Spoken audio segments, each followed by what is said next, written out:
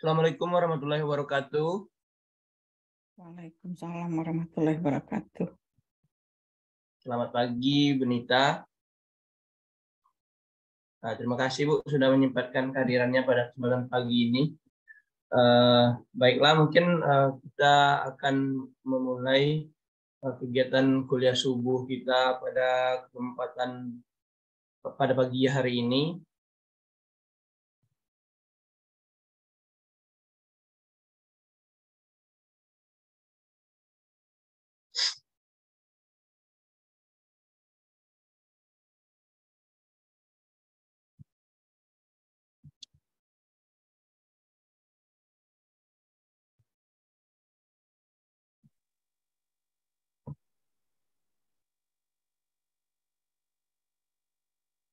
Baik, kita mulai ya. Assalamualaikum warahmatullahi wabarakatuh. Waalaikumsalam Alhamdulillahirabbil warahmatullahi wabarakatuh. alamin. Puji syukur kehadiran Allah Subhanahu wa taala. Karena berkat rahmat dan karunia-Nya kita diberikan kesempatan untuk sama-sama berkumpul dalam Zoom meeting pada kali ini dalam rangkaian kuliah subuh program studi bedah program spesialis bedah FK Unan. Tidak lupa pula kita kirimkan salawat beriring salam kepada junjungan kita Suri Tauladan Nabi besar Muhammad SAW. Allahumma shalli ala sayyidina Muhammad wa ala ali sayyidina Muhammad, yang telah memberikan kesempatan kepada yang telah menjadi suri tauladan bagi kita dari alam kegelapan, alam kebodohan, menuju alam terang, benderang dan penuh dengan pendidikan seperti kita rasakan saat ini. Baik, pada kesempatan kali ini telah hadir bersama kita Ibu Katerina Welong, SKM Mars, atau yang biasa kita kenal dengan Ibu Nita Welong, yang selama ini banyak berinteraksi dengan kita residen bedah. Ibu Nita Welong ini merupakan ketua dari Komite K3RS Rumah Sakit Umum RSUP Dr. M. Jamil Padang. Adapun topik dari kuliah subuh kita pada pagi hari ini yaitu keselamatan kerja, utamanya pada residen bedah. Mungkin tanpa berlama-lama kita berikan waktu, kita persilakan kepada Ibu Nita. Kepada Ibu Nita Welong, kami persilakan. Baik, makasih ya Nika. Baik, Assalamualaikum warahmatullahi wabarakatuh. Salam sejahtera buat kita semua. Izin share dulu ya, karena pakai PPT.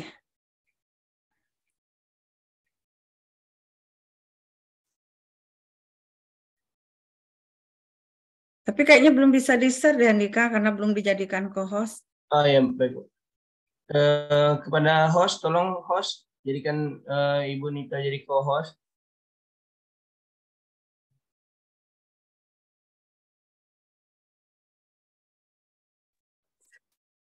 Baik, yang sama-sama kita hormati, mungkin ada KSM, KPS dari bedah, kemudian teman-teman PPDS bedah di FK Unan.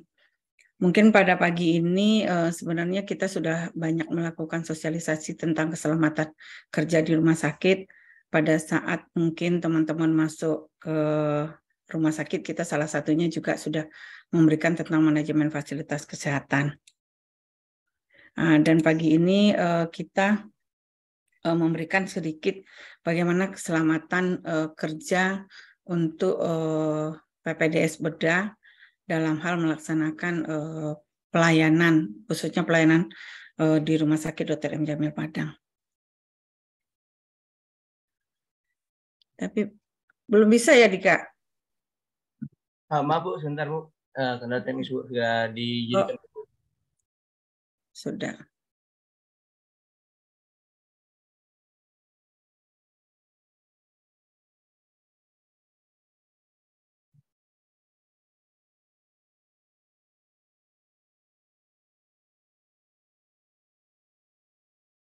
Kayaknya udah kelihatan ya, Dika?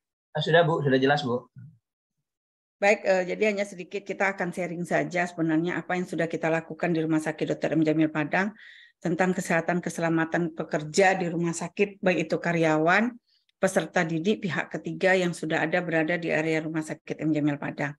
Ini juga merupakan tugas pokok sebenarnya dari Komite K3 Rumah Sakit. Seperti yang kita ketahui, kenapa keselamatan dan kesehatan kerja perlu diterapkan di rumah sakit. Ini sebenarnya dulu padahal kita sudah tahu bahwa layanan rumah sakit itu sudah ada sejak zaman dahulu kala. Tapi kenapa waktu itu K3 belum begitu diterapkan di kita? Itu sebenarnya yang menerapkan K3 ini terlebih dahulu kan pada saat itu adalah perusahaan-perusahaan konstruksi. Tetapi ternyata dalam rangka 7 tahun belakangan ini, setelah dilakukan analisa berdasarkan evidence based, ternyata kecelakaan kerja yang terjadi di fasilitas kesehatan itu 40% lebih tinggi daripada kecelakaan kerja yang terjadi di luar sana ataupun di perusahaan-perusahaan konstruksi. Itulah salah satu kenapa waktu itu keselamatan dan kesehatan kerja ini menjadi salah satu prioritas di fasilitas kesehatan. Ini mungkin akan kita lihat kenapa seperti itu, ada understanding the problem-nya seperti apa. Pertama adalah tempat rumah sakit itu adalah tempat kerja yang paling berisiko tinggi terhadap keselamatan dan kesehatan SDM rumah sakit. Apa yang kita sebut dengan SDM rumah sakit itu bukan hanya petugas atau pegawai rumah sakit saja, tetapi ada beberapa hal yang kita sebut dengan pegawai rumah sakit itu adalah sivitas hospitalia yang memberikan pelayanan di rumah sakit, termasuklah ini PPDS, karena rumah sakit kita rumah sakit pendidikan, PPDS juga menjadi salah satu SDM-nya rumah sakit. Kemudian ada pasien, ada keluarga pasien, pengunjung dan lingkungan pasien. Kalau kita berbicara keselamatan pasien itu ada di komite mutu nanti. Tapi apabila kita berbicara tentang SDM-nya rumah sakit, berbicara tentang pengunjung dan fasilitas serta lingkungan rumah sakit, itu menjadi areanya dari Komite K3 Rumah Sakit. Nah, ini mungkin yang harus kita samakan persepsi terlebih dahulu. Kemudian ada Undang-Undang 36 tahun 2009 yang mengatakan bahwa pengelola tempat kerja itu wajib melakukan upaya kesehatan, yaitu melalui pencegahan, peningkatan pengobatan, pemulihan bagi tenaga kerja. Ini sebenarnya sudah berjalan di tempat kita untuk hal ini. Bagaimana kita melakukan pengelolaan di tempat kerja, yang saat ini kalau dari program ketiga kita selalu melakukan ronde keselamatan dan ronde fasilitas. Bagaimana kita memastikan fasilitas yang ada di Rumah Sakit M. Jamil membuat SDM rumah sakit bisa bekerja dengan aman. Kemudian adanya kebijakan pemerintah tentang rumah sakit di Indonesia, bagaimana meningkatkan akses atau keterjangkauan dan kualitas pelayanan kesehatan yang aman di rumah sakit. Nah, ini juga ada hubungannya dengan Undang-Undang 36 2009. Bagaimana akses pelayanan itu aman di rumah sakit? Tentu kita harus menyediakan fasilitas yang aman. Tanpa fasilitas yang aman, tentu keterjangkauan dari mutu layanan kesehatan kita juga tidak akan aman di rumah sakit. Dan ini juga diperkuat juga dengan Undang-Undang 36 tahun 2014 tentang tenaga kesehatan untuk menjalankan prakteknya. Terkait dengan ini, bagaimana untuk pelaksanaan keselamatan dan kesehatan kerja itu, ini juga berkaitan dengan citra rumah sakit dan keterlangsungan hidup dari rumah sakit. Karena kita juga tahu bahwa kita sebagai suatu layanan publik yang memberikan layanan kesehatan, ini juga terkait dengan bagaimana citra rumah sakit untuk meningkatkan mutu layanan kita.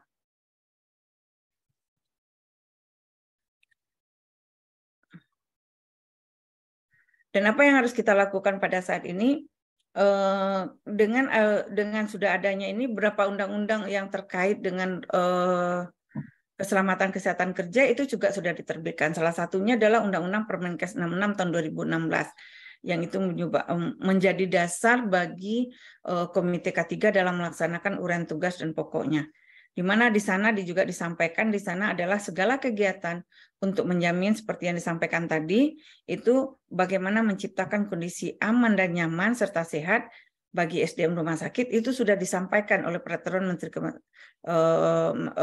Menteri Kesehatan nomor 66 tahun 2016. Jadi Seperti yang kita ketahui, komite ini sudah ada sejak tahun 2000. Sebelumnya ada instalasi, ada tim, kemudian bergabung dengan Mutu, kemudian berdiri sendiri karena memang areanya sudah sangat luas karena ada 3 komponen yang harus dikerjakan oleh komite K3 untuk ini. Ini ada kita kalau lihat, apa yang harus kita lihat di sini? Kalau kita melihat katakan K3, pasti orang kita akan melihat untuk kehindaan. Tapi sebenarnya K3 itu menurut PP tahun 50 tahun 2012 adalah segala kegiatan untuk menjamin dan melindungi keselamatan dan kesehatan tenaga kerja melalui upaya pencegahan kecelakaan kerja dan penyakit akibat kerja. Kemudian sama yang disampaikan oleh Permenkes 66 tahun 2016 di mana K3 rumah sakit itu adalah harus bisa menjamin dan melindungi keselamatan dan kesehatan bagi SDM-nya, bagi pasien pengunjung di lingkungan rumah sakit melalui upaya pencegahan kecelakaan kerja dan penyakit kerja di rumah sakit. Kalau untuk kecelakaan, mohon maaf, udah dia. Kalau nggak bisa di-share ya, Dika? Maaf Bu. Oke, kita lanjut aja deh.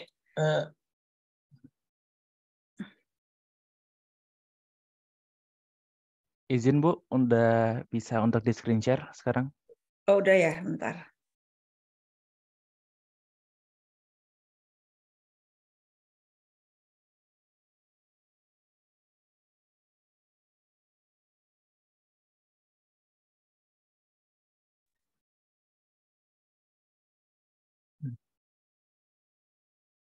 Jadi sebenarnya kalau kita lanjut dari yang tadi, sebenarnya ada beberapa yang harus disampaikan tentang undang-undang. Banyak hal, undang-undang tahun 36 juga tentang kesehatan juga harus mewajibkan pengelola tempat kerja itu mentaati standar kesehatan kerja sebagaimana yang dimaksud. Artinya ini adalah bagaimana rumah sakit M. Jamil itu memfasilitasi sivitas hospitalia bagaimana bekerja dengan aman, nyaman di rumah sakit Dr. M. Jamil Padang. Ini juga akan kita lakukan yang seperti kami sampaikan tadi, bagaimana kami dari K3 itu melakukan ronde keselamatan dan ronde fasilitas untuk memberikan rasa aman dan melakukan pengawasan bagaimana fasilitas itu aman bagi sivitas hospitalia yang melakukan pelayanan di rumah sakit. Ini dulu yang harus kami lakukan di Rumah Sakit Dr. M. Jamil Padang. Kemudian kenapa harus itu? Nah, ini yang harus kita lihat. Karena dalam lingkungan rumah sakit itu banyak hal yang harus yang menjadi hazard di rumah sakit itu. Kalau kita berbicara tentang teman-teman di PPDS Bedah, ada beberapa faktor. Pertama mungkin kita lihat dari faktor fisika. Kalau faktor fisika mungkin yang berhubungan dengan teman-teman, karena dari faktor fisika itu ada tingkat kebisingan, kita juga akan mengukur tingkat kebisingan sesuai dengan aturannya, kemudian bagaimana getaran, radiasi yang juga mungkin teman-teman juga terpapar dengan ini, apalagi misalnya pada saat melakukan pelayanan di bedah sentral, ada yang menampingi untuk pelaksanaan siam, itu kan juga radiasi. Kemudian bagaimana penerangan yang kurang baik, ini juga akan kita lihat pencahayaan itu apakah sudah sesuai standar atau tidak. Karena ini juga akan bisa pencahayaan yang kurang baik, itu juga akan bisa menyebabkan kelelahan bagi teman-teman dalam melaksanakan tindakan operasi misalnya. Kemudian bagaimana temperatur yang ekstrim juga. Kalau temperatur ekstrim ini yang paling banyak mungkin pada saat teman-teman berada di bedah sentral. Itu juga kita ukur sedemikian rupa sesuai dengan standar yang berlaku. Kalau dari faktor biologisnya udah jelas bahwa apalagi kita rumah sakit rujukan untuk Sumatera bagian tengah ya. Artinya pasien yang datang ke tempat kita itu adalah pasien-pasien yang tidak bisa lagi dilaksanakan di tempat-tempat layanan rumah sakit tipe B, tipe C ataupun tipe D maupun tipe B. Artinya kita adalah memberikan pelayanan yang kompleks sebagai rumah sakit rujukan. Yang akan datang itu adalah pasien-pasien dengan severity level 3 yang otomatis begitu banyak dengan komplikatif yang banyak, ya faktor biologinya udah jelas kita nampakkan di sana. Kemudian dari faktor kimia kita tahu ada debu, gas, uap, asap, dan kabut. Nah, dan yang paling penting adalah yang terlibat dari teman-teman adalah faktor ekonomi.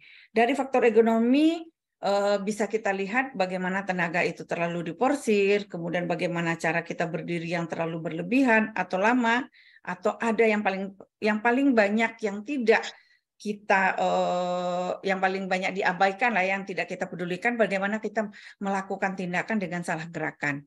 Nah, ini yang paling banyak, atau mengangkat beban terlalu banyak. Ini kenapa kita lihat dari ergonomi. Dari beberapa kasus memang kami belum melakukan penelitian untuk yang PPDS, tapi kami baru melakukan beberapa survei kepada teman-teman yang ada di rumah sakit. Itu gangguan otot rangka itu banyak juga dialami oleh petugas kita, terutama untuk teman-teman yang di bedah sentral. Ini juga ada, karena ada penelitian juga yang dilakukan pada tahun 95 adalah di sebuah rumah sakit, ternyata untuk faktor ekonomi atau nyeri punggung atau low back pain itu banyak terjadi pada teman-teman yang beraktivitas di bedah sentral. Nah, setelah kita lakukan survei juga di rumah sakit, ternyata ini memang tidak jauh berbeda. Ternyata teman-teman juga. Kalau kita lakukan lagi dari salah itu, yang paling banyak adalah bagaimana teman-teman mungkin berdiri dengan posisi yang lama di bedah sentral, yang notabene teman-teman PPDS juga akan banyak terlibat di sana yang khusus bedah. Kemudian salah gerakan. Salah gerakan ini adalah yang bisa dimulai dari pada saat awal penerimaan pasien di bedah sentral, dari ruang kamar terima di bedah sentral, sampai nanti bagaimana cara mengangkat pasien, yang sebenarnya di dalam konsep kita bagaimana kita mengangkat pasien itu sudah diatur sedemikian rupa sehingga memang faktor ergonomi ini tidak terjadi pada kita. Nah, dan ini mungkin tahun ini juga kita akan melakukan survei untuk beberapa tempat juga, mungkin akan kita lihat juga apakah kita akan melihat untuk PPDS atau bagaimana, ini kan kita rapatkan dulu, tapi tahun lalu kita sudah melakukan survei untuk tenaga kita. Kemudian dari faktor psikologis. Dari faktor psikologis juga sangat banyak. Ini juga termasuklah pada teman-teman dari PPDS. Bagaimana hubungan dengan sesama teman, pekerjaan dan lingkungan kerja, ini juga akan menjadi faktor psikologis, merupakan hazard yang ada di rumah sakit. Jadi kalau kita melihat dari faktor lingkungan, ada 5 faktor lingkungan yang terlibat, itu 3 dari faktor lingkungan yang terlibat itu termasuk dari teman-teman PPDS yang punya risiko di rumah sakit untuk hal ini. Kemudian kalau kita lihat juga hazard di rumah sakit, itu yang seperti dari mekanikal, elektronikal, dan limbah. Nah, 2 dari ini juga sebagian besar juga akan terlibat dengan teman-teman. Seperti yang kami sampaikan, kenapa bisa tersayat atau misalnya terpotong dan segala macam kecelakaan dari mekanikal? Karena teman-teman di bedah sentral itu juga berhadapan dengan alat-alat, misalnya elektrocutter, dan alat-alat yang ada di bedah sentral itu juga berhubungan dengan mekanikal. Ya, kemudian juga berhubungan dengan elektrikal. Semua alat yang kita gunakan di rumah sakit itu kadang-kadang bukan ada, dan sebagian besar adalah menggunakan elektrikal. Ini juga salah satu mungkin yang berdampak hazard di rumah sakit buat teman-teman PPDS untuk ini. Kemudian apa lagi yang perlu? Di sini memang saya kasih warna-warna. Kenapa saya kasih warna-warna? Bahaya yang perlu diwaspadai untuk di rumah sakit. Yang warna merah itu adalah teman-teman PPDS yang paling harus diperhatikan. Misalnya tertusuk jarum, karena kita juga berhadapan, karena itu adalah pelayanan ya. Kemudian cedera punggung yang sudah saya sampaikan tadi, kenapa faktor ergonomi juga menjadi risiko yang paling besar buat teman-teman PPDS, dan terpapar kuman. Kalau kita berbicara tentang terpleset, tersandung, itu juga merupakan kewajiban rumah sakit memberikan tempat yang aman. Makanya ini juga kami menjadikan prioritas di dalam ronde keselamatan kami setiap hari. Jadi artinya kami memberikan tempat yang nyaman itu juga sudah dilakukan oleh kami, memberikan pengawasan itu, di mana teman-teman K3 itu akan melakukan ronde keselamatan setiap hari di area rumah sakit untuk melihat apakah fasilitasnya aman atau tidak. Kemudian ada terpapar B3, tersengat listrik, kemudian terbakar, terpapar kebisingan, terpapar radiasi juga salah satu termasuk dari teman-teman PPDS, dan kecelakaan kerja lainnya. Apa yang kita sebutkan dengan ini adalah merupakan bahaya yang perlu kita waspadai di rumah sakit, sehingga dengan ini kami juga melakukan pengendalian-pengendalian. Salah satunya yang kami sampaikan adalah bagaimana pada saat teman-teman bergabung di rumah sakit untuk menjadi peserta didik spesialis, kami juga sudah memberikan arahan apa yang harus teman-teman lakukan di rumah sakit untuk menjaga keselamatan. Karena dalam prinsipnya untuk kewaspadaan ini tentu kita juga harus memikirkan di samping pelayanan tentu adalah keselamatan diri. Nah, ini yang harus kita berikan pada saat itu. Kenapa kami harus mengatakan untuk kasus tertusuk jarum? Banyak yang kita ketahui kasus tertusuk jarum ini kan akan datanya, yang paling kita takutkan adalah terpaparnya dari penyakit, karena yang seperti kita sampaikan tadi bahwa kita di rumah sakit ini melayani penyakit yang kompleks. Yang kompleksnya seperti apa? Yang kompleks dengan berbagai macam penyakit, salah satunya ya pasien hepatitis B, yang kita tahu bahwa angka penularan hepatitis B itu 30% dari 100 kejadian. Kemudian dulu mungkin teman-teman akan takut melayani pasien HIV daripada pasien hepatitis B. Padahal kenyataan yang sebenarnya angka penularan hepatitis B dari jarum suntik itu cuma 0,03%. Justru lebih besar adalah penularan dari hepatitis B. Nah, ini kadang-kadang yang menjadi terlupakan bagi teman-teman semua. Jadi kadang-kadang menganggap oh, yang penting kita periksa dulu hepatitis HIV-nya. Nah, padahal yang harus kita jadikan ini adalah hepatitis B. Karena beberapa kejadian yang dari kita ternyata dengan pola hidup yang tidak sehat, kemudian ada beberapa kasus dari yang kita rangkum di Rumah Sakit Dr. M. Jamil dari beberapa tahun yang sebelumnya itu, ternyata apa? Dengan akibat kelalaian dari teman-teman PPDS, akhirnya dia pulang itu selesai melaksanakan pendidikan itu dia mendapat gelar, tapi juga mendapat gelar penyakit di belakangnya dengan sebagai misalnya dengan hepatitis B-nya atau dengan yang lain-lainnya. Ini juga banyak, atau yang paling banyak mungkin kan dengan sudah menyelesaikan pekerjaan misalnya dengan nyeri punggung yang berkelebihan atau LBP, itu kadang-kadang yang tanpa disadari oleh teman-teman semua itu terjadi pada saat teman-teman melakukan pelayanan di pendidikan. Nah, kan apa yang harus kita perhatikan di sini, bagaimana keselamatan kita juga harus kita jaga. Karena apa? Saya selalu menyampaikan kepada teman-teman semuanya, bagi itu dari Civitas, pada saat kalau kita tidak menjaga diri kita, yang harus kita waspadai di layanan kita, resiko yang akan menanggung itu kita dan keluarga. Kalau teman-teman pada saat kecelakaan kerja, pada saat sakit, iya datang hanya sekedar melihat, tapi yang akan ikut menderita itu adalah keluarga dan anak-anak kita. Jadi memang harus menjadi perhatian kita bersama bagaimana keselamatan kita di dalam pelayanan kesehatan itu. Memang teman-teman harus juga pikirkan. Bagaimana untuk memikirkan ini? Tolong kerja sesuai dengan prosedur yang sudah ditetapkan. Ini adalah kasus yang paling banyak ya, yang memang kita lihat di rumah sakit dan yang terpapar dengan teman-teman PPDS bedah. Ada yang harus kita lihat di sini. Kasus tertusuk jarum yang kita banding 2001-2022, kalau di sini tetap setiap tahunnya ada PPDS yang terdampak. Jadi kita tidak akan melihat, kalau di kita data rincinya ada PPDS mana yang terdampak. Ini menjadi perhatian juga. Misalnya di tahun 2021 dari angka presentasi 25%, artinya ada 2 orang PPDS kita yang tertusuk jarum.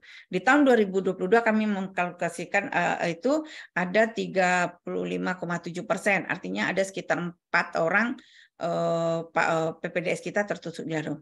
Nah, ini akan menjadi permasalahannya pada saat pasien tersebut mendapat hepatitis B. Nah, karena di dalam prosedur kita hepatitis B itu kalau kita lihat dari pajanan dan sumber pajanan, kemudian yang akan biasanya kita dari K3 itu akan ada alurnya nanti yang harus kita sampaikan, harus ada pemberian profilat imunoglobulin. Nah, ini tahun dulu sebelum-sebelumnya kita bekerja sama dengan Fakultas Kedokteran, itu kita bisa memberikan profilat kepada PPDS. Tapi sejak tahun 2021 kami tidak bisa memberikan lagi karena memang pihak dari Fakultas Kedokteran tidak memberikan pembiayaan untuk pemberian profilat. Apa yang kami lakukan pada saat itu bekerja sama dengan Fakultas Kedokteran melalui Diklat dan Konkordik, yang kami sampaikan adalah bagaimana setiap peserta PPDS yang bukan ASN tapi yang masih mandiri ataupun ini, bagaimana dia kita masukkan ke peserta BPJS Tenaga Kerja. Apa yang kami lakukan seperti ini? Karena kita juga sudah MOU dengan BPJS Tenaga Kerja. Jadi apabila ada kecelakaan kerja, baik itu misalnya kecelakaan lalu lintas dalam proses dari tempat tinggal ke rumah sakit, itu juga termasuk dalam kecelakaan kerja, itu ditanggung oleh BPJS Tenaga Kerja. Jadi bukan menjadi bebannya pribadi dari teman-teman PPDS. Kalau dalam kasus hal tertusuk jarum, rumah sakit masih bisa memfasilitasi sampai pada saat pemeriksaan. Pemeriksaan yang kami lakukan itu sesuai, sudah ada pemeriksaan HBsAg, anti ABS, kemudian HIV, itu kita berikan ke PPDS. Tapi untuk tindak lanjut pemberian profilak apabila sumber pajanan itu dengan dengan hepatitis B, itu tidak bisa lagi kita berikan. Satu-satunya jalan adalah teman-teman sudah bergabung di BPJS Tenaga Kerja. Tapi bagi ASN itu masih bisa bergabung dengan bisa untuk tindak lanjut hal ini. Dan ini juga sudah ada sebenarnya dengan MOU kita dengan Fakultas Kedokteran atau dengan UNAN untuk ini. Jadi ada memang sudah kayak misalnya dokter muda itu sudah dimasukkan ke dalam BPJS Tenaga Kerja. Nah, jadi di sini kalau angka ini K3 yang bukan hanya untuk SDM rumah sakit, termasuk pihak ketiga ini, ada mahasiswa, ada dokter muda. Ini kami masukkan dalam satu program penampingan untuk hal ini. Ini kalau kasus tertusuk jarum yang terjadi peningkatan. Kalau kita berbicara dengan kasus kecelakaan kerja, nah ini kecelakaan kerja yang ada di rumah sakit ini di tahun 2021 itu ada 19 kasus. Ini juga ada PPDS-nya juga, ya. Di tahun 2022 ada 13 kasus. Ini termasuk dari peserta didik juga ada. Artinya apa yang harus kita perhatikan di sini? Kecelakaan kerja itu bukan hanya saja pada saat memberikan pelayanan, tapi yang kami sampaikan tadi adalah yang kami namakan dengan kecelakaan kerja adalah termasuk proses kecelakaan lalu lintas yang dilalui dari rumah ke rumah sakit dalam rentang perjalanan. Jadi perjalanannya itu memang betul-betul dari rumah ke rumah sakit. Nah, ini biasanya ini ditanggung oleh yang kita tahu kan biasanya ditanggung oleh Jasara Harja. Nah, kita tahu berapa kos yang ditanggung oleh Jasara Harja. Sisanya itu bukan BPJS Kesehatan yang kita tapi adalah BPJS Tenaga Kerja ataupun PT Taspen bagi aparatur sipil negara. Jadi ini juga yang harus kita sama-sama perhatikan. Kenapa?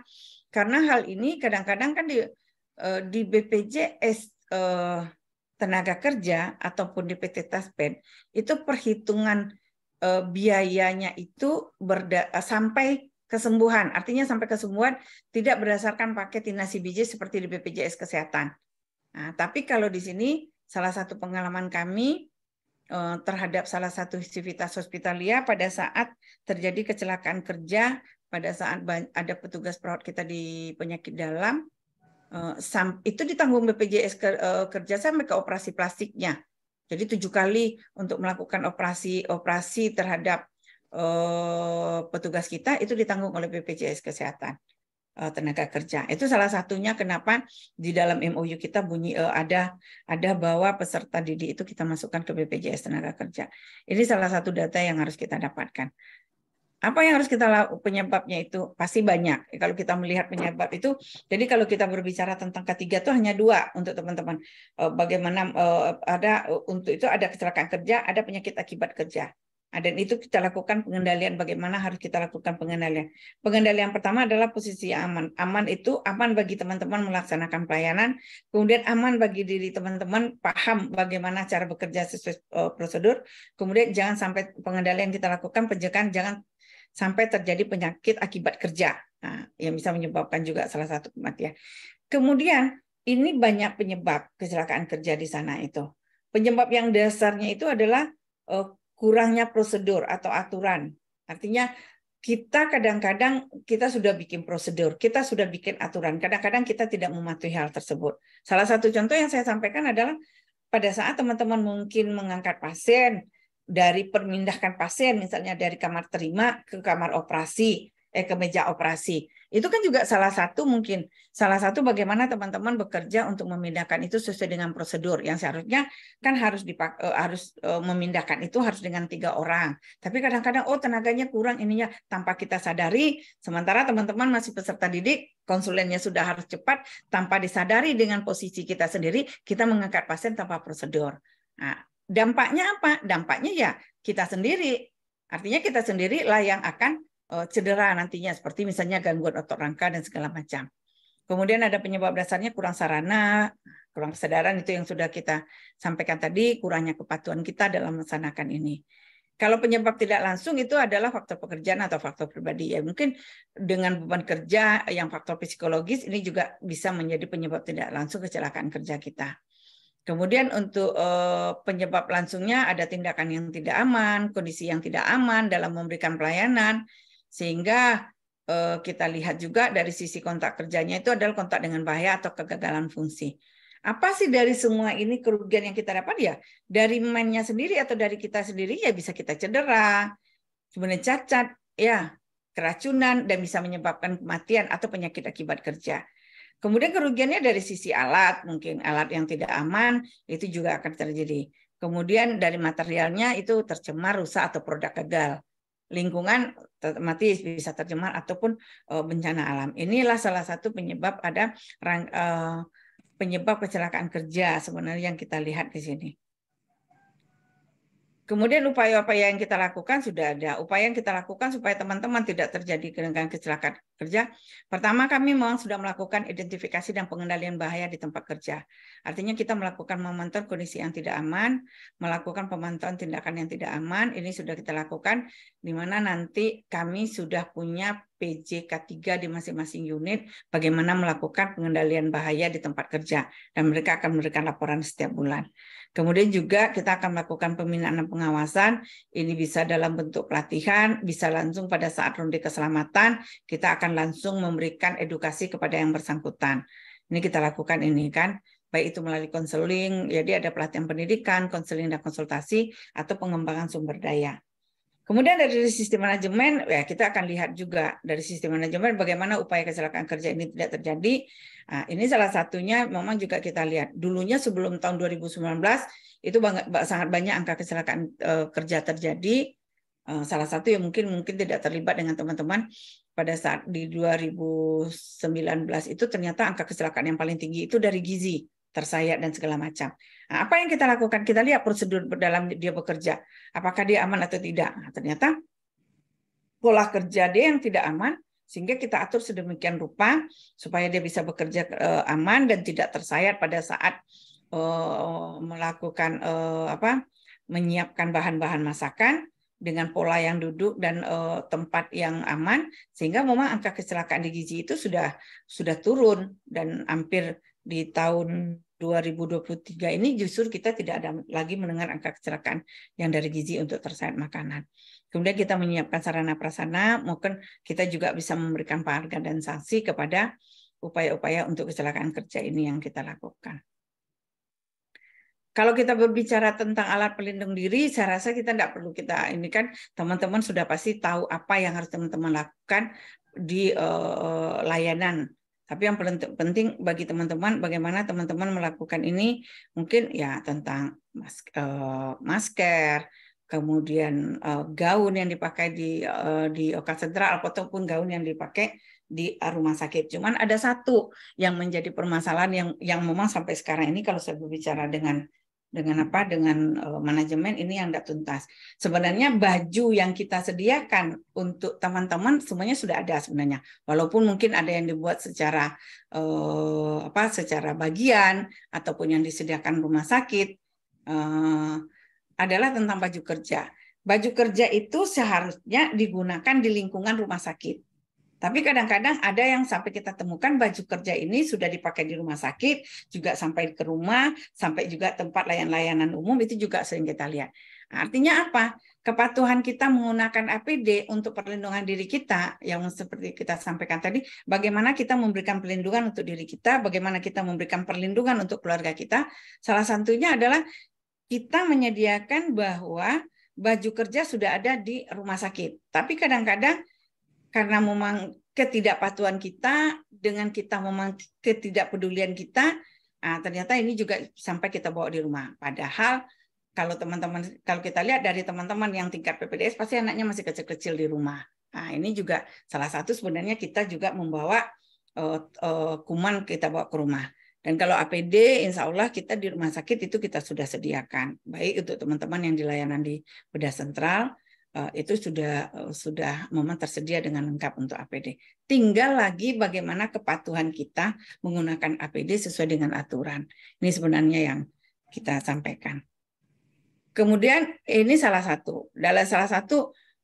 Saya hanya melihat pada saat misalnya datang ke IGD ataupun ke tempat lain, salah satu bagaimana kita mengurangi risiko tersusuk jarum itu kita sebenarnya sudah menyediakan safety box, walaupun safety box itu sekarang kita udah ganti dengan jerigen. Kenapa kita ganti dengan jerigen? Itu juga bukan karena kita tidak menyediakan yang aman, tidak. Justru setelah kami lakukan koordinasi dengan tim PPI juga, ternyata jerigen itu lebih aman daripada kita menggunakan safety box yang ini. Jadi kenapa? Karena budayanya di dalam kembali ke kepatuhan kita. Kalau di safety box ini sebenarnya aturannya 2/3 tidak kita gunakan lagi. Nah, tapi kadang-kadang kita bekerja, kita juga tidak bisa menyalahkan siapa yang menjadi tanggung jawab karena ini juga tidak terlihat. Sebelum penuh ini belum kita ganti. Akhirnya apa? Kenapa ini kita ganti menjadi jerigen pada tahun 2021? Karena kasus tertusuk jarum dari safety box itu sampai mencapai 11 orang di tahun 2019. Nah, ini dasarnya waktu itu sehingga kita mencari safety box ini harus aman. Kedua, termasuk waktu itu adalah teman-teman cleaning service yang melakukan membawa ini ke tempat TPS. Jadi karena dasar itu, kemudian kita juga mencari referensi yang aman, dan Rumah Sakit M. Jamil bisa memproduksi, karena kita tindakan layanan hemodialisa, bisa memproduksi 12.000 jerigen setiap bulan, dan inilah yang kita lakukan. Sehingga kita hanya dengan memberikan label yang seperti teman-teman lihat sekarang, safety box kita sudah berganti jerigen. Apa yang kami lakukan itu pada saat itu? Terjadinya efisiensi di rumah sakit. Jadi yang biasanya untuk pengadaan safety box itu 1,3 miliar setahun, sehingga hanya menjadi 300 juta hanya untuk memberikan tali dan label saja. Alatnya juga sudah kita lakukan di sana. Ini salah satunya kita penggantian safety box waktu itu. Jadi ada dasarnya kita memberikan pada saat itu. Saya yakin teman-teman juga sudah tahu, tapi kadang-kadang ini juga, kadang-kadang ada yang misalnya kenapa waktu itu kok dokter muda tertusuk jarum, kadang-kadang ya memasukkan jarum dari teman yang melakukan tindakan. Padahal ini sudah ada kita sampaikan. Jadi mengurangi itu bagaimana jangan menekuk atau mematahkan benda tajam, tidak menyarungkan kembali jarum suntik, atau kita lakukan recapping, kemudian jangan meletakkan benda tajam sembarang tempat. Nah, ini apa yang menjadi permasalahannya, kenapa saya sampaikan lagi di sini. Kadang-kadang tanpa kita sadari, kita tidak memasukkan jarum suntik itu ke safety box kita atau ke jerigen kita. Kadang bisa terlupa masuklah ke dalam kantong kuning. Yang menjadi dampaknya apa pada saat itu? Yang menjadi dampaknya adalah teman-teman cleaning service pada saat mengumpulkan sampah-sampah infeksius kita, dan dia tertusuk jarum akibat perbuatan kita. Nah itu, padahal kita sudah menyediakan safety box. Makanya kita selalu mengatakan segera buang limbah benda tajam ke wadah yang tersedia, karena ini sudah tersedia di mana-mana kan. Dan ini yang paling penting, harus dibuang oleh si pemakai. Nah, jadi kadang-kadang ada yang sudah diletakkan di troli emergency, ada ini akhirnya teman-teman yang lain yang memindahkan. Yang kita harapkan adalah bagaimana teman-teman untuk benda tajam ini dimasukkan sendiri ke dalamnya. Kemudian wadah benda tajam diletakkan dekat lokasi tindakan. Ini mungkin. Jadi kalau penata laksanaan saya rasa teman-teman sudah tahu, apabila tertusuk jarum, cuci di tempat kontak dengan air mengalir, ini pertolongan pertama. Kemudian ini biasanya kita akan, jadi laporan itu akan ada, laporan itu yang adalah yang akan kita lakukan ini. Untuk sumber pajanan atau pasien, kita akan langsung melakukan pemeriksaan HbA1c, anti HIV, dan anti AVC. Ini yang kita lakukan. Kenapa? Karena ini kami ingin melihat dulu apakah teman-teman akan terpapar atau tidak. Ini yang kita lihatkan. Sementara untuk yang terpapar, kami juga akan tetap melakukan ini. Kita akan lakukan pemeriksaan HbA1c, kemudian anti ABS, anti HCV, dan anti HIV. Ini kita lakukan supaya ini kita tahu untuk tindak lanjutnya.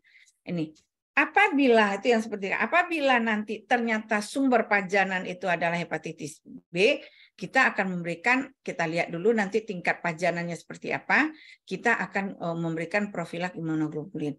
Kalau dia sebenarnya sumber pajanan itu pasiennya HIV, nah, kita juga akan menilai sumber pajanan yang akan dilakukan oleh dokter konsulen dan konsultan kita. Nah, kita akan memberikan profilak HIV atau ARV. Nah, iyalah kalau ARV masih bisa. Jadi ARV itu sudah ada aturannya, udah aturan diberikan oleh Kementerian Kesehatan. Profilak hanya bisa diberikan kepada tenaga kesehatan. Ini sudah ada. Jadi ini udah nggak masalah sebenarnya, profilak ARV sih sudah ada di tempat kita. Cuma profilak untuk imunoglobulin yang tidak ada. Ini biasanya kita lakukan apabila memang untuk kasus-kasus tertusuk jarum, nanti ini akan kita konsulkan. Biasanya kita nanti akan kita konsulkan melalui poliimun pagi kepada dokter konsultan. Nah, biasanya kita akan berikan kepada dokter Arnelis ataupun dokter Septino untuk hal ini. Yang perlu teman-teman yang pahami bersama-sama adalah ini. Ini yang paling banyak yang kadang-kadang terlupakan bagi teman-teman yang di PPDS, sehingga kadang-kadang bingung sendiri. Jadi yang pertama adalah apabila terjadi kecelakaan kerja. Apabila terjadi kecelakaan kerja, tindakan kecelakaan kerja kita lakukan pertama, dan ini harus dilaporkan. Kalau biasanya teman-teman PPDS pasti akan melaporkan kepada Kaprodi. Nah, atau bisa saja nanti langsung kepada K3. Petugas akan kita bawa ke IGD. Ini biasanya dulu yang kita lakukan kalau kecelakaan kerja ataupun tertusuk. Biasanya kami akan mendapat informasi.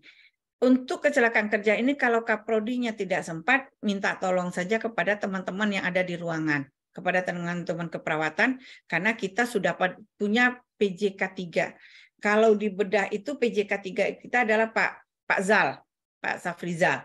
Teman-teman bisa melalui ataupun melalui sekretaris Pak Yuhelmi ataupun OPP bisa akan dilangsungkan.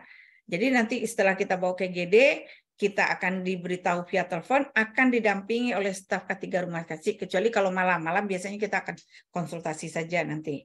Nah, di sini apa yang harus kita lakukan? Di sinilah yang akan dilakukan oleh staf. Apa yang dianjurkan di IGD itu akan kita dampingi. Kenapa kita mendampingi? Kita mendampingi itu terkait dengan pembiayaannya nanti. Nah, kenapa kita melakukan pembiayaan? Karena terhadap tindak lanjut ini kita lakukan juga. Dengan cara misalnya nanti kita juga akan selalu mengisi form kecelakaan kerja, ini sebenarnya sudah berjalan, kemudian nanti ini akan kita laporkan ke direksi. Ini biasanya kita rekap per bulan. Tapi untuk hal-hal tertentu kita tetap akan meminta ke direksi untuk tindakan, misalnya ternyata teman-teman tidak punya BPJS Tenaga Kerja, kemudian teman-teman sudah memberikan layanan di Rumah Sakit Dr. M. Jamil Padang. Kemudian tindakan itu nanti bisa saja ditagih oleh petugas rekam medis. Biasanya kita akan mengambil kebijakan melalui direksi. Kita bikin analisis, kemudian kita akan mengambil kebijakan melalui direksi. Inilah alur pelaporan kerja di Rumah Sakit Dr. M. Jamil Padang yang memang ini sudah kita jalankan sejak tahun 2017 dan ini sudah berjalan sebenarnya. Dan ini memang mungkin kami minta juga kepada teman-teman dari PPDS Bedah juga bisa paham dengan hal ini, sehingga apabila terjadi kecelakaan kerja itu biasanya akan selalu kita dampingi terhadap tindakan apa yang akan dilakukan. Jadi kita akan kalau waktu 5 menit lagi Bu ya. Ya, oke, Dika, ini sedikit lagi. Nah, ini yang harus memang teman-teman sampaikan pada saat yang harus teman-teman pahami apabila terjadi kecelakaan kerja, termasuk kecelakaan lalu lintas dari rumah ke rumah sakit ataupun sebaliknya. Ini biasanya kita sudah bekerja sama dengan pihak BPJS Tenaga Kerja ataupun Taspen. Ya. Kemudian ini yang paling kami sampaikan ya. Jadi teman-teman, bagaimana penyakit akibat kerja tidak memang berdampak kepada teman-teman, tolonglah memang kita bekerja sesuai dengan prosedur yang aman. Kami berharap teman-teman yang berada di layanan di Rumah Sakit M. Jamil Padang tidak membawa penyakit akibat kerja setelah tamat dari pendidikan program spesialis. Ini mungkin. Apa yang kami lakukan? Sebenarnya kami ingin lihat, ini yang harus kita lihat dulu. Sebelum teman-teman masuk ke Rumah Sakit M. Jamil, sebenarnya teman-teman sudah melakukan pemeriksaan medical check up. Ya. Tapi bagi kami, bagi seluruh pegawai baru kita datang. Ini yang belum kami dapatkan. Kenapa kami harus dapat ini? Padahal teman-teman sudah melakukan, kita sudah minta ke komite, melalui diklat. Ini kenapa? Karena ini adalah data awal bagi kami. Apakah teman-teman nanti sepulang itu menjadi penyakit akibat kerja atau tidak? Nah, tapi bagi petugas rumah sakit yang baru kita sudah lakukan ini. Kemudian pemeriksaan berkala, ini kami lakukan untuk daerah-daerah yang berisiko tinggi. Dulunya kami memberikan program hepatitis B untuk PPDS, tapi sekarang ini kami belum lakukan lagi, dan akan kami coba juga akan bicarakan dengan direksi bagaimana hal ini. Kemudian pemeriksaan khusus, ini untuk zona-zona risiko. Sebenarnya salah satunya kalau untuk yang konsulen atau yang pegawai rumah sakit sudah kita lakukan. Sebenarnya radiologi itu kita lakukan pemeriksaan 1 kali setahun. Termasuk dengan teman-teman yang menggunakan SIAM di OK Sentral, di cath lab jantung juga sudah kita lakukan. Di gizi, bagaimana untuk menciptakan, kita melakukan anal swab sekali 6 bulan. Daerah-daerah berisiko itu sudah kita lakukan untuk Civitas Hospitalia, tapi belum mencapai ranahnya PPDS. Untuk pemeriksaan khusus ini kita lakukan. Jadi ini bagaimana teman-teman bisa bekerja sesuai dengan prosedur. Artinya apa yang kami harapkan itu adalah bagaimana teman-teman nanti bekerja dengan semangat, pulang juga dengan selamat. Artinya pulang dengan selamat, teman-teman setelah menyelesaikan pendidikan tidak membawa penyakit akibat kerja pada saat menyelesaikan pendidikan tadi. Jadi kami berharap dapat gelar SPB, tapi tidak ada embel-embel di belakangnya dengan hepatitis B, dengan HIV, dan segala macam. Itu yang kami harapkan dari Rumah Sakit Dr. M. Jamin Padang, bagaimana teman-teman bisa patuh dengan prosedur yang sudah kita tetapkan. Mungkin itu yang bisa kami sampaikan pada pagi ini, Dika. Kami serahkan kembali ke Dika. Terima kasih banyak, Bu Nita. Sungguh pemaparan yang lengkap sekali. Mungkin kita masuk ke sesi pertanyaan, Bu ya. Kepada rekan-rekan residen yang mungkin ingin bertanya, kami persilahkan. Sebelumnya kita ucapkan selamat datang kepada kepada KPS Pak John Effendi, kemudian Pak Dedi, dan konsultan yang lain yang telah menyempatkan kesempatan untuk hadir kuliah subuh pada kesempatan kali ini. Selanjutnya kita masuk ke sesi tanya jawab ya. Mungkin pada rekan-rekan residen yang ingin bertanya bisa hand up. Ya, silakan kepada Dr. Fadli Rahmat, IPAD. Ya, terima kasih Dr. Dika. Terima kasih Ibu Welong. Izin bertanya, Bu. Salah satu yang pernah saya tahu, salah satu penyebab terjadinya kecelakaan kerja, kondisi seseorang yang unfit untuk bekerja gitu. Jadi kondisinya yang tidak fit. Yang ingin saya tanyakan di sini, dalam sistem keselamatan kerja di rumah sakit ini, apa ada batasan kapan seseorang disebut dia fit untuk bekerja atau disebut tidak fit untuk bekerja? Jadi batas-batasannya gitu, Bu. Mungkin itu pertanyaannya, Bu. Terima kasih. Oke. Langsung nih, Dika. Langsung dijawab aja, Dr. Dika. Iya, Bu. Boleh, Bu. Langsung, Bu. Jadi di dalam salah satu memang untuk yang bekerja di tempat pelayanan itu ada yang kita namakan dengan fit to work. Artinya dia mampu untuk melakukan pekerjaan. Kalau untuk di awalnya, biasanya kalau di awal masuk bergabung dengan Rumah Sakit Dr. M. Jamin Padang, itu kita lakukan dengan pemeriksaan kesehatan kerja di awal. Di sana nanti akan ada tim, biasanya kan kita di poliklinik ya, akan ada tim mengatakan bahwa dia adalah fit to work, dia mampu untuk bekerja di rumah sakit. Tapi ada dua. Berarti pada saat dia akan memberikan pelayanan itu, dia sudah fit to work, berarti kita akan sudah tahu dia akan bekerja. Tapi ada juga yang kita sampaikan pada saat terjadinya misalnya setelah dia sakit.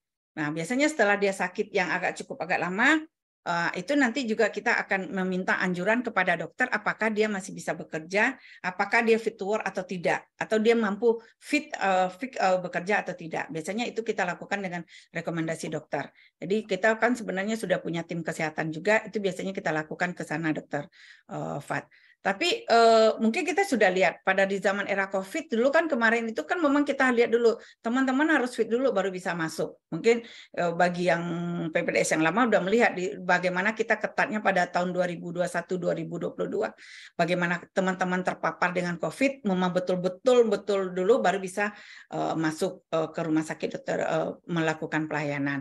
Jadi itu sebenarnya yang menjadi kendala. Terus terang kita agak menjadi kendala karena apa? Karena kami di rumah sakit tidak mendapat data pemeriksaan kesehatan awal bagi teman-teman PPDS. Dan ini udah berapa kali kita melalui rapat dengan bidang diklat kita minta. Karena apa? Karena teman-teman memberikan pelayanan di rumah sakit, kalau memang itu penyakit akibat kerja ataupun penyakit kecelakaan kerja, itu akan menjadi dasar bagi kami sebenarnya. Jadi itu sebenarnya Dr. Fat. Jadi kalau dari PPDS terus terang kami pada saat ini untuk mengatakan fit apabila bekerja dapat kecelakaan kerja itu mungkin masih bisa kami lakukan. Tapi yang kami katakan nanti apabila terdapat menentukan penyakit akibat kerja, ini kami tidak bisa menentukan hal itu. Kenapa? Karena kami tidak mendapatkan pemeriksaan kesehatan awal. Jadi mungkin di sini ada Pak John juga nih ya, ada KPS ini juga kalau seandainya kami dapat nanti setiap PPDS baru kan sebenarnya sudah melakukan medical check up sebelum masuk. Kalau kami dapat itu akan menjadi database bagi kami sehingga nanti pada saat teman-teman ternyata itu penyakit akibat kerja itu sebenarnya jujur saja kalau teman-teman sudah di PT di ASN itu sudah tidak masalah lagi. Tapi yang bermasalah adalah bagaimana teman-teman mungkin yang di BPJS Tenaga Kerja itu penyakit akibat kerja ataupun kecelakaan kerja, kalau teman-teman disuruh istirahat sampai misalnya 1 bulan atau 2 bulan, mungkin dalam proses pendidikan ada aturan, tapi pada saat istirahat karena pekerjaan itu diberikan uang tunggu oleh maksud bukan uang tunggu ya, uang kesehatan pada saat masih di rumah itu diberikan oleh BPJS Tenaga Kerja, dan itu sudah kita lakukan untuk petugas kita. Jadi itu mungkin Dr. Fat, fit-nya itu adalah kita tentukan setelah kita konsulkan nanti. Pada saat sakit juga. Mungkin itu Dr. Dika.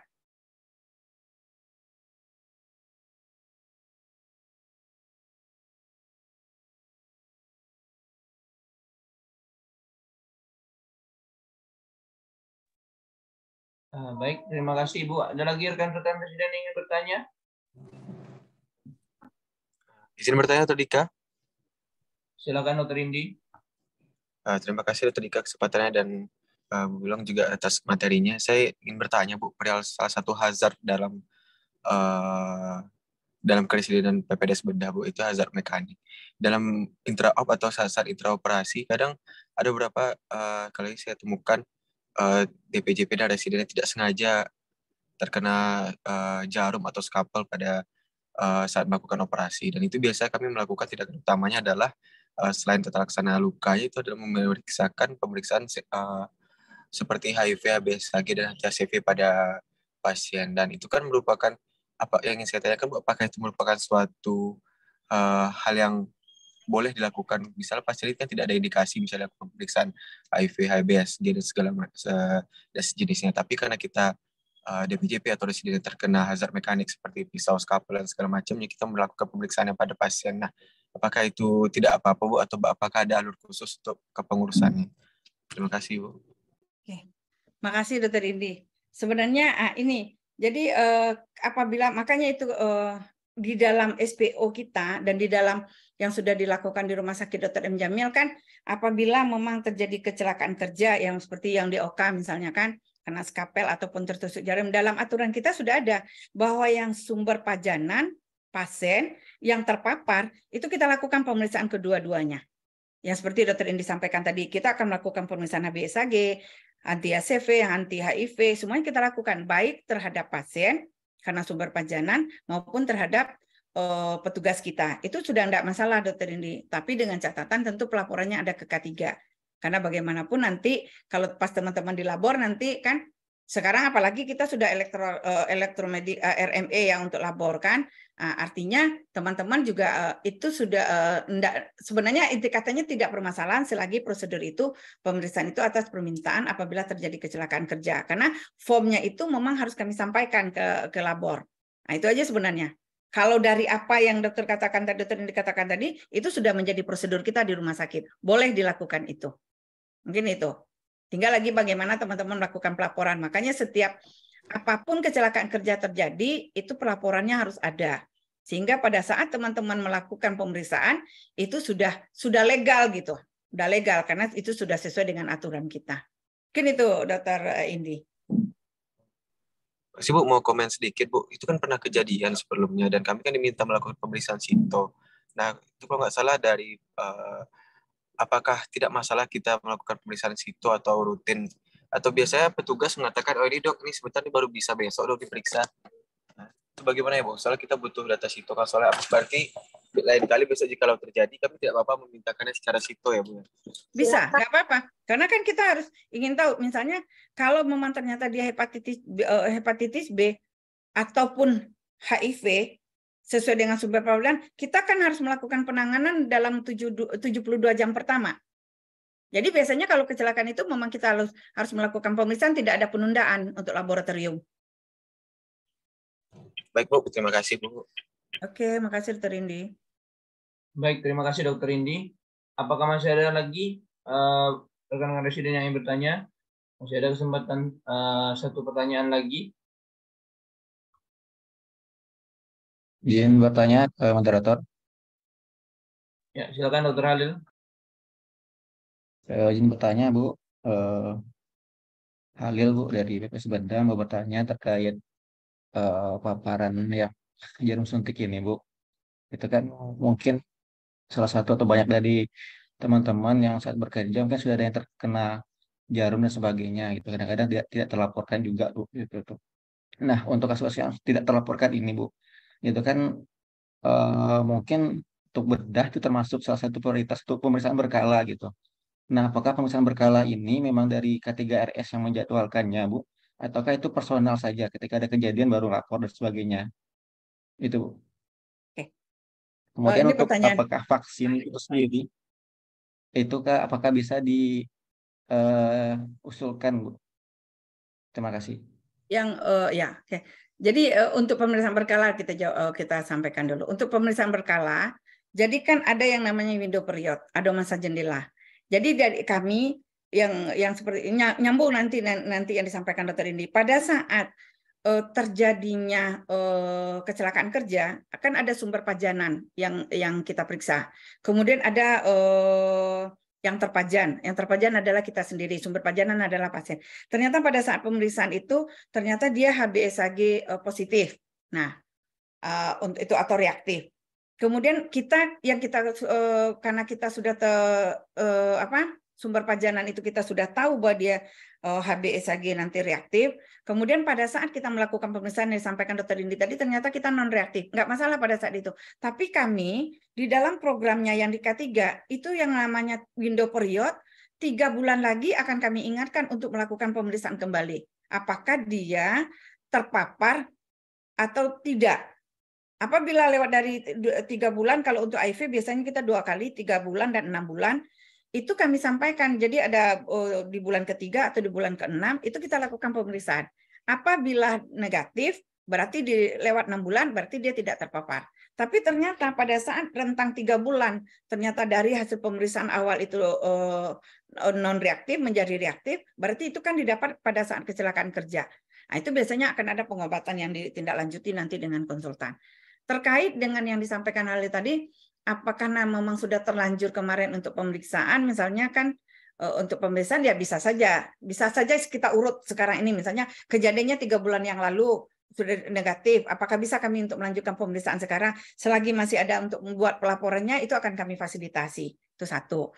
Terkait dengan vaksin, untuk vaksin hepatitis B, itu sebenarnya apakah bisa kita fasilitasi? Sebenarnya bisa saja, tapi dulu kami pernah menganjurkan pada saat kami rapat dengan Fakultas Kedokteran untuk memang menghindari sebelum masuk sebenarnya untuk menghindari keterpaparan, bagaimana kalau PPDS ini kita berikan vaksinasi hepatitis B terlebih dahulu sebelum bergabung di layanan. Nah, tapi jawabannya waktu itu kita akan lakukan, cuman laporannya tidak pernah sampai ke kita, apakah ini sudah dilakukan atau belum.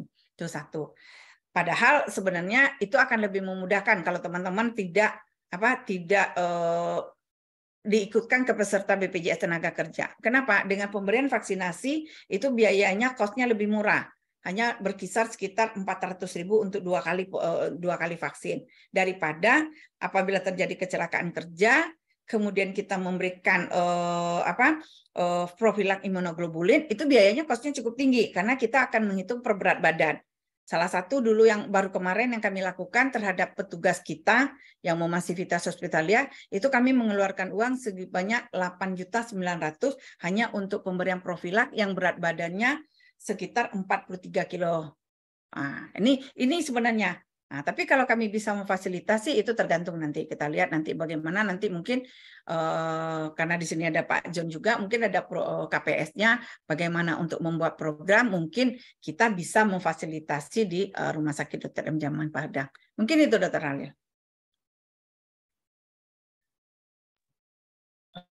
Baik, terima kasih Ibu Nita atas pemaparan tentang materinya dan juga tanya jawabnya. Mungkin tadi udah 3 pertanyaan.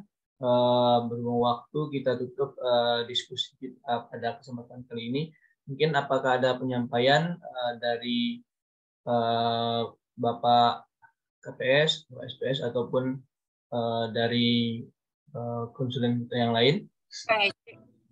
Kita harus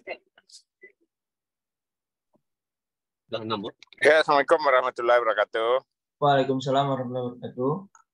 Ya, pertama ya kita tak lupa bersyukur kepada Allah Subhanahu wa taala karena sampai saat ini kita masih diberikan kesempatan sehingga kita bisa hadir pada pertemuan Zoom pagi ini. Kemudian salawat dan salam kepada Nabi besar Muhammad sallallahu alaihi wasallam yang telah membawa kita dari alam kegelapan ke alam penuh dengan ilmu pengetahuan. Selanjutnya ya kita ucapkan terima kasih kepada Ibu Nita Welong yang sudah bersedia berbagi ilmu dengan kita di bagian bedah atau prodi bedah. Makasih atas pemaparannya. Kemudian terima kasih kepada tim ya Dr. Rizky yang setiap hari Sabtu sudah rutin melakukan tambahan pengetahuan kepada residen. Mudah-mudahan apa yang kita kerjakan ini bermanfaat dan memang memberikan nilai tambah untuk lulusan kita nantinya di bagian bedah. Adapun besok hari Senin dan Selasa gitu akan kita melakukan akreditasi. Mudah-mudahan hasilnya bagus ya Nita ya. Kita berdoa semua. Amin. Ya, nanti masalah kesehatan itu Nita sebenarnya tuh ada seleksinya. Mungkin datanya nggak masuk ke 3RS itu aja. Kalau setiap residen yang masuk PPDS itu diseleksi. Ada dari Fakultas Pemeriksaan Kesehatannya. Kemudian yang kedua, nanti kalau ada kecelakaan kerja itu minta jalur pelaporannya bagaimana ya Nita ya. Nanti Dr. Daus coba hubungi Nita ya nanti. Iya, siap Dr. Chan. Ya, kayak si Fajar itu dulu kena kecelakaan itu kayaknya ada yang laporkan Nita, ada ya? Setelah siang kami baru tahu sore. Jadi pada sore kami tidak tahu. Jadi akhirnya mohon maaf, akhirnya Dr. Fajar bingung kan dari ke IGD ke Polimata. Padahal dalam aturan kita Dr. Jan pada saat kecelakaan itu terjadi Polimata kita akan memanggil konsulen mata untuk datang ke IGD. Biasanya seperti itu. Oke. Nanti kita bekerja sama dan berkoordinasi terus dengan Bu Nita dari K3RS ya Nita ya. Iya, siap Dr. Jan. Dari saya cukup itu ya. Dari Rizky yang tambahkan dari Rizky.